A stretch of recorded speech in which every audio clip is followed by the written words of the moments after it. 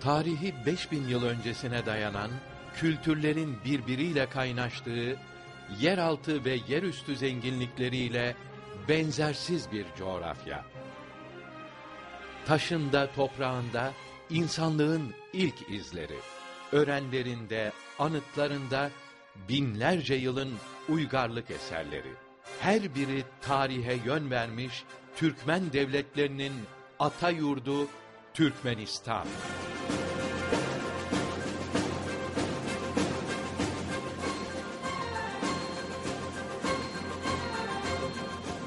Bu topraklar üzerinde binlerce yılda oluşan paha biçilmez değerlere 27 Ekim 1991 yılında bağımsızlığın değerlerini katan Türkmen ulusunun Büyük Sapar Murat Türkmenbaşı'nın serdarlığında Türkmen ruhuyla yeniden şahlanışı. Türkmenistan, kalkınmanın ve gelişmenin sağlam bir şekilde temelini atıp altın asrın kapılarını açan ve tam 15 yıldır bağımsızlık havasından nefes alan tarafsız bir devlettir. Türkiye Devleti, Türkmenistan'ın bağımsızlığını kabul eden ilk devlet olarak ata vatanıyla ve aziz Türkmen halkıyla kardeşlik, dostluk, birlik ve beraberlik köprüsünü kurmuştur. Türk iş adamları ata vatanda birçok projeler gerçekleştirmiştir.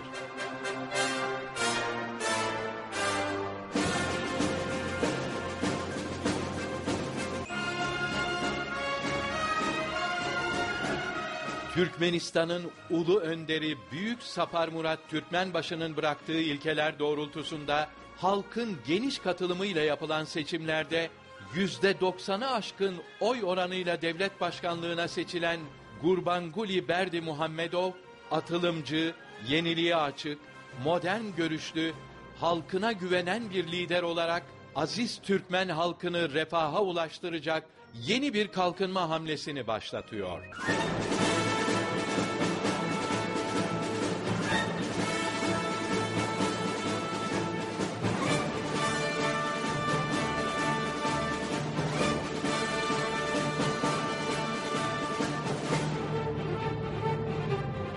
Türkmenistan'ın her eyaletinde her bireye sağlık hizmeti ulaştırmak için yeni projeler geliştirilirken, dünya ile bu konuda bilimsel alışveriş için modernizasyona gidilmektedir.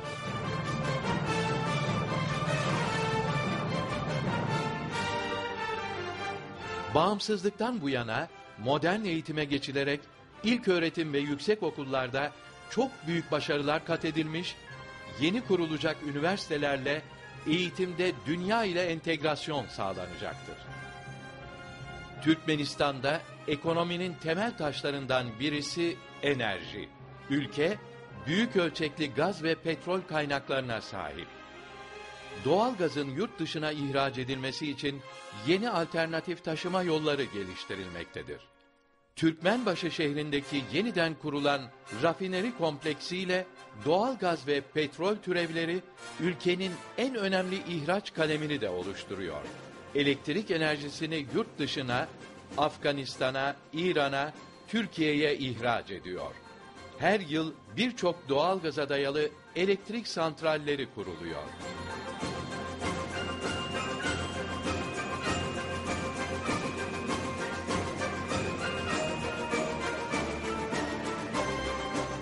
Buğday ve pamukta yeni rekolteler elde etmek için modern tarım gereçleri ve gübre fabrikaları için atılımlar başlatılıyor.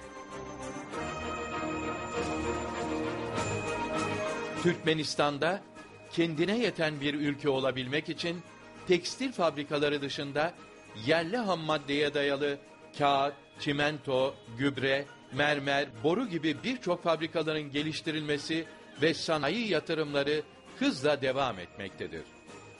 Türkmenistan'a döviz kazandıracak, yurt dışına ihraç edilecek ürünlerin sayısının arttırılması hedeflenmektedir.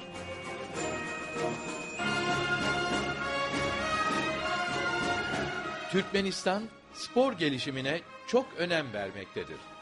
Gençlerin boş vakitlerini değerlendirebilecekleri yeni tesislerin açılması ve Türkmenistan'ı başarıyla temsil edecek yeni sporcuların yetişmesi için çalışmalar sürdürülmektedir.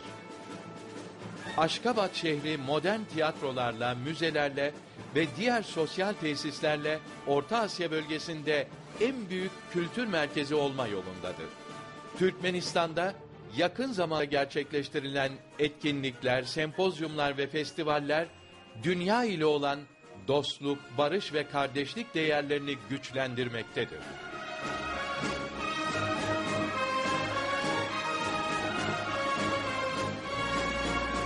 Türkmenistan'ın simgesi haline gelen Türkmen halıları binlerce yıllık bir geleneğin ürünü. 5000 yıldır dokunmaya devam ediliyor.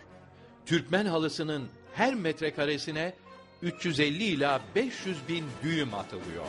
Ayrıca ahal teke atları ve at koşumlarındaki incelik, diğer el sanatlarındaki zarafet, binlerce yıllık tarihin mirası olarak yaşatılmaktadır.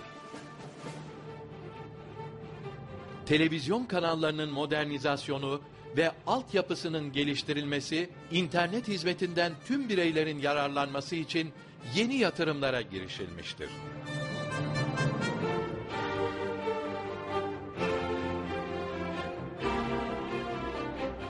Altın asrın altın başkenti Aşkabat'a Türkmenler Akşehir'de diyorlar.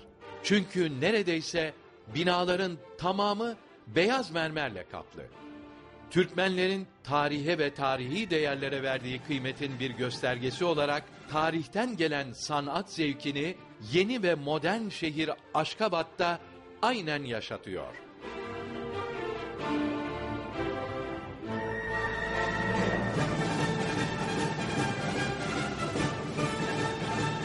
Türkmenistan'ın devlet başkanı Gurbanguly Berdimuhamedov'un halkına olan sevgisi, eğitimi, sağlığa, yaşam kalitesine verdiği önemle Türkmen halkının geleneklerine ve liderlerine olan bağlılığıyla geleceği bugünden yakalıyor.